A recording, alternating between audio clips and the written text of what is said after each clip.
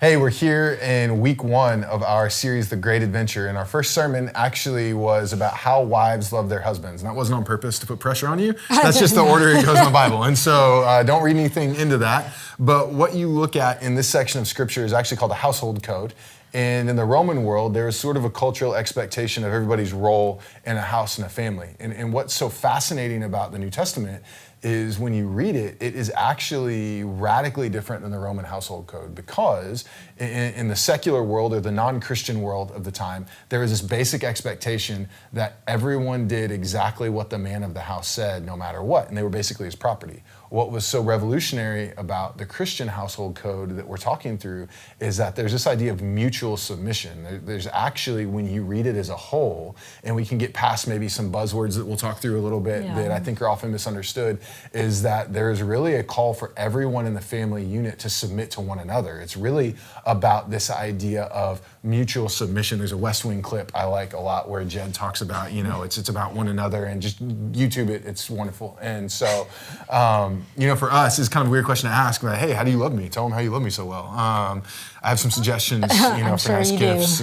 But seriously, when we look at women submitting to husbands, that word submit, I think, really fires a lot of people up. Yeah, I think it's kind of a dirty word to a lot of people for some reason. That I think it comes down to they don't have a very good, I don't know, what is a concept of what that word means, and that it's not, the husband has an authority over the wife and everything she does.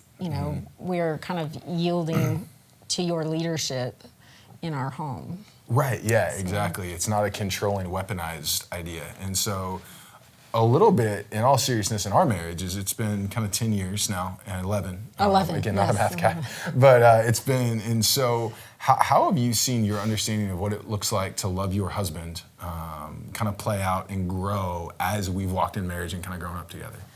Well, some things I think I've experienced and then read about is the longer we've been in marriage together, the less selfish you tend to become. And it's not so much about my needs being met all the time. It's, what can I do for you? And what are things that can make you happy, and enjoy life together more. Yeah. I don't know. Yeah, and I think where people get caught up on that a lot is they want to put that into a box of there's these very traditional, and so you get these two people fighting to love a man, this is what men need and this is what women need. But listen, I think all guys need some of the same things like all people do, but I also think every guy's a little bit different. Yeah, I think everybody has different likes and needs and wants and things you like to do. Yeah.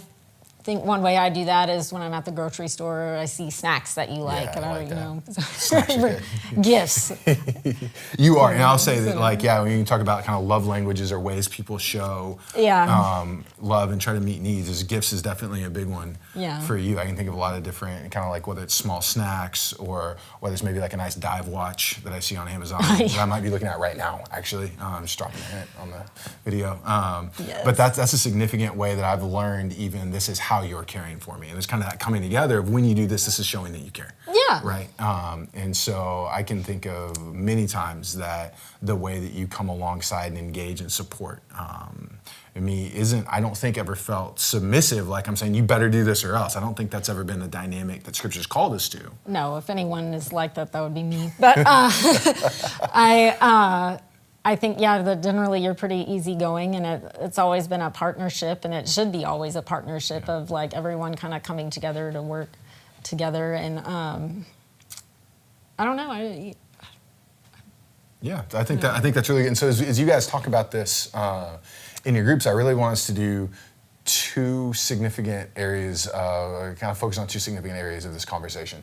So when we talk about women loving their husbands, I want us to talk about why that's almost kind of a controversial idea right now. And I also want us to give a little bit of grace to trust that people are going to play this out differently. I know we've even been in conversations with different couples where some people get very, very aggressively angry against anything that's submission. And it's got to be almost this idea of there's no set rules. And then there's other people maybe on the other end of the spectrum who would be very traditional kind of marriage, which may seem to people traditional, and I would even say when we say traditional, Western American sort of last 200 years traditional, right? Because what's traditional to us would not have been traditional at all in the New Testament. Right. And so I think we've got to give each other some space and grace to allow this to play out differently. It's going to look different for different couples, and I think that's actually healthy. But the heart of what we want to dig into is, what does it look like for wives to love their husbands well? And we're going to come back next week, and we're going to talk about what it looks like for husbands to love their wives, right? And so that'll be fun. We can't wait to join you for that. So listen, have a great week. Again, I'm just praying that this is a conversation that is balanced with us being anchored in Scripture, but also a lot of grace and love for one another as we explore what this looks like.